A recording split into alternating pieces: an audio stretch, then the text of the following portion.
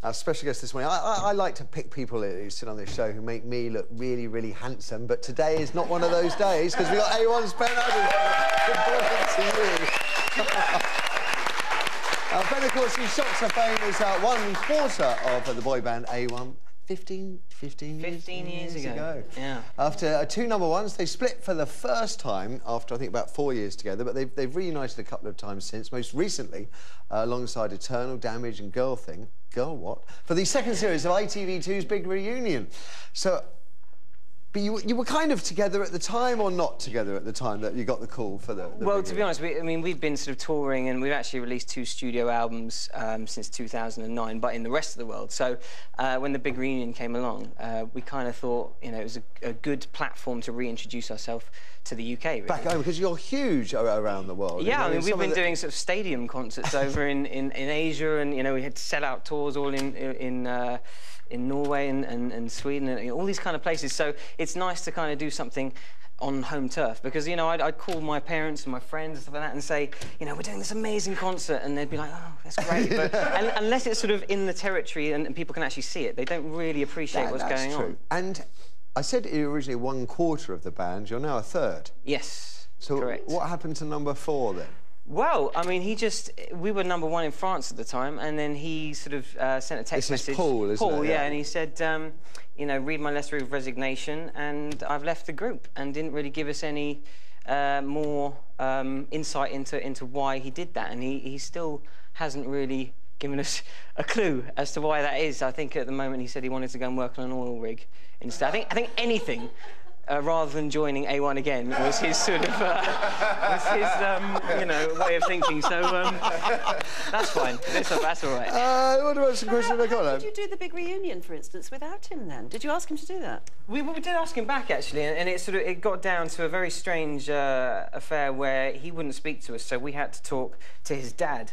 Now he's 40 years old now, so to speak to someone's dad at 40 is quite a strange sort of thing. And, you know, it's quite clear that he's sort of harbouring quite a lot of you know, bad feelings. Or maybe he just likes oil. I think he really does. Wouldn't we all? You know, maybe he just doesn't like you, possibly. Do you know what? No, that could never happen. Never happen, of course. So A1, I mean, where did you get the name A1? I mean, why not, for example, M6? Yes. I mean, the old motorway joke. Yeah. I love that one. Have you ever had... No, it's not. Funny enough. Listen, it's written down here. It's there. It's there. Fantastic script writing. But no, it's our manager actually, when we got together, said, I've got the name for the band, and here it is. And then he pointed to a large A1-sized piece of paper, and we were looking, going, W.H. Smith's, you know, we're looking all around. He's like, do you think One Direction stole half your name? Well, we've actually been thinking about rebranding ourselves as A1 Direction. A1 Direction. A1D. And then maybe we'll sell some records. It'd be great. You do yourself down, because unlike some of the other bands in the Big Reunion, the 3 lads in A1 do seem to get along, except when it comes to the ladies. Being Christian always had a bit of it wasn't rocky, it was more competitive. Ben always loved to be in the center of attention. And sometimes I wanted to be there too. They were very competitive with each other. For some reason, they'd always go for the same girl. It was like, it's obvious this is gonna cause problems. And I think there was always a bit of one-upmanship. You know, like, if Christian was interested in a girl, Ben would be like, oh, I can go for her. I can get her before him. There was a clash. And he turned around and he went like this. And it was, I kind of remember it in slow motion. It was sort of, he was going to punch me like this, and then he suddenly thought in his head, this is a bad idea. So he opened his hand and he went, and slapped me. And I went, he just slapped me. He went, yes, I did. There you go. Great anecdote. Now, it's kind of, because it's not just bands that are reforming for the Big Reunion. You've also got a kind of super group in there as well. Yeah. If that may be, I mean, Dane Bowers. Yeah, it's Dane Bowers, Adam Rickett, Kavanagh, Gareth Gates, and Kenzie from Blazing Squad. So, I mean, when I heard the lineup, I mean, I think like everybody else, I thought, well, that's a bizarre bunch of people to put together in a band, and how's it going to work and all that kind of stuff. But, I mean, we've been doing rehearsals now for a few weeks, and it actually does work, strangely enough. You know, they're all singing each other's hits. Some songs work better than others, and they all seem to get on. So, you know, I mean, who knows? It could have something in the future. So where's it going to go? Because it got the feeling that everybody was a bit surprised by how successful Big Reunion Mark 1 was. Because you had the big show, there was the big concert at the end, and then a tour. You've got most of it in the bag is already done, but Yeah. apart from the end of series gigs. Exactly. So, far. So I mean, we actually filmed a lot of the stuff. I mean, the stuff that you just saw there in December last year. So all of that filming was done, and then we've just had 2 weeks of filming for the rehearsals, and then we have the concert in Hammersmith in a week's time or a week and a half's time. So that we've and still then got a that tour, to do. or we don't know yet. I don't know. I mean, I think, you know, there was a tour off the back of the last one because, you know, the Hammersmith was such a big success, so they thought, well, let's roll it out into arenas. So I think that it's sort of one step at a time, see how this does, and then move on, you know, and if there's demand for a tour, then do a tour. I'm sure there will be. I'm sure there will be. There's one other little bit of trivia that I didn't know until this morning, which is you did Eurovision a couple of years back, but not for the Royam Unique. I don't really want to talk about that. That's a normal reaction for Eurovision, but Screechy is Eurovision's #1 fan. She actually goes to Eurovision. Right, OK. Yeah. But, you know, the thing that's is... her only holiday. Oh, is it? That is not a joke. It was my only holiday as well. That's why the only reason why I did it. So who did you represent? Well, OK, let me just do a bit of backstory here, because Eurovision over here is sort of the kiss of death for bands and a very bad idea to sort of take part in. Yes, it is, Screechy. Yes, it is. No, but I mean, you know, the majority of the show is terrible, but, you know, it's a bit of a laugh. So, but however, in Scandinavia and in Europe, it's a really cool thing to do. So, you know, we were asked to take part in the Norwegian, represent Norway. Do you not, have you got any Norwegian in you? I have had in my life. I'm saying I'm a quarter Norwegian. My girlfriend is Norwegian, so... There we go. Right, but you're not. That doesn't give you the right to sing for Norway. No, but one of our band members is Norwegian. So, you know, that was why it was. And yeah, we kind of saw it as, you know, a good platform over there. Did you not feel a little teensiest bit disloyalty, the Royam Unique? Well, no one really knew it was happening. So, and to be honest, I didn't really understand anything that was going on anyway. I was talking in Norwegian, so I just assumed it was like just another show. How did you do? Well, we came second. Which was quite good.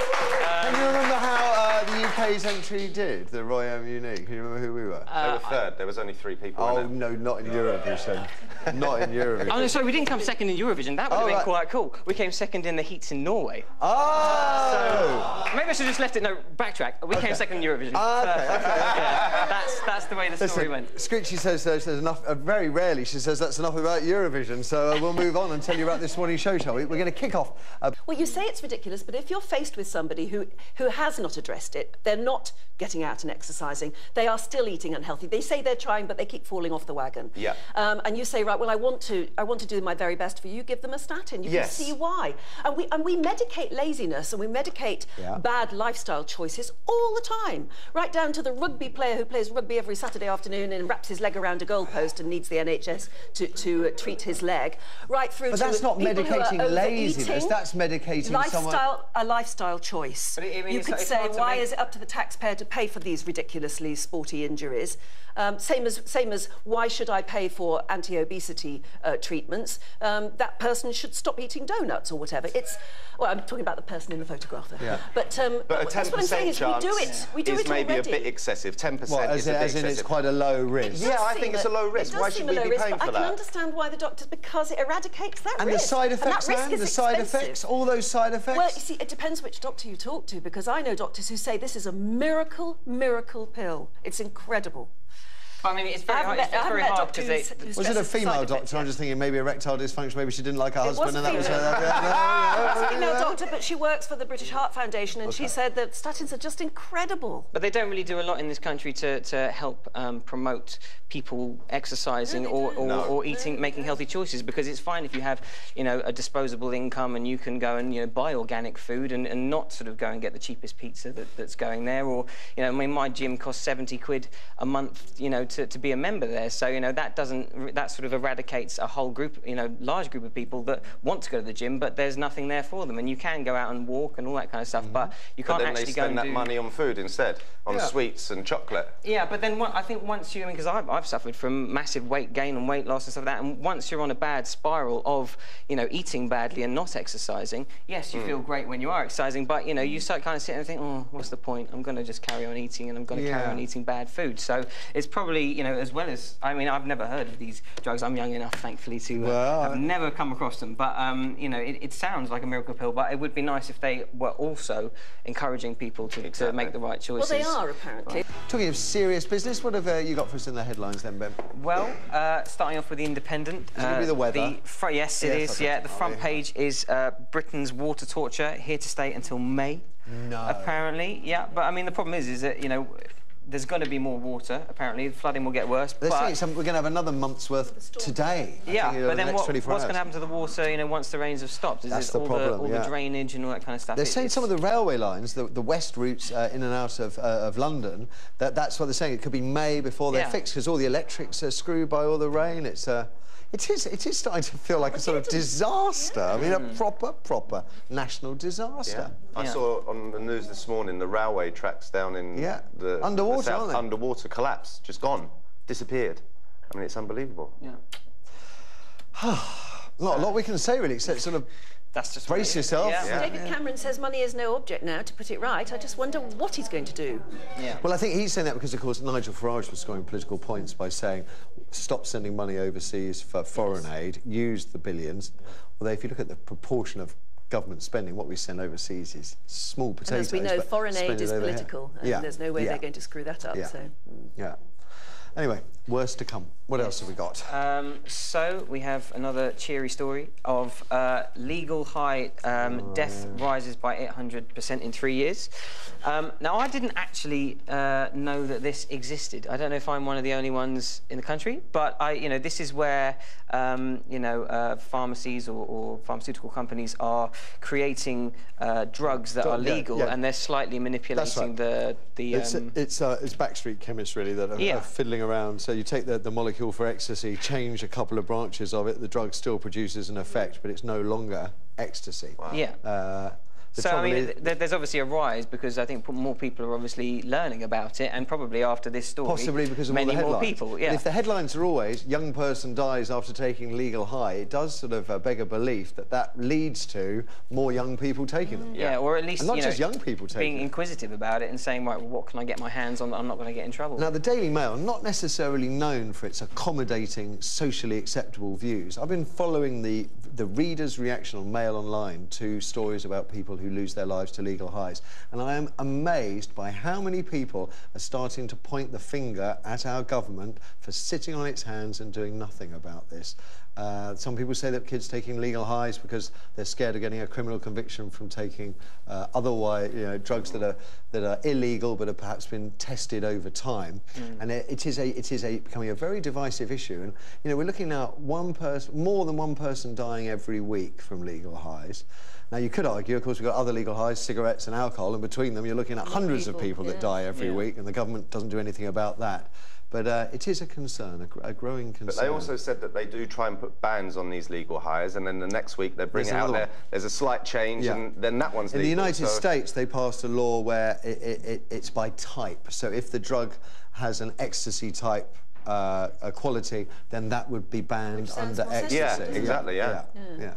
To a degree, or you accept that whether you ban them, however you restrict them. I mean, America has a raging drug problem, despite all attempts to control it.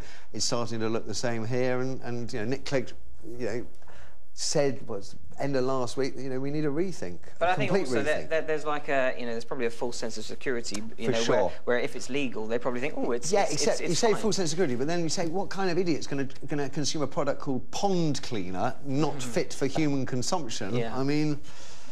Well, they're out there. They're out there, that's for sure. Great. That's for sure.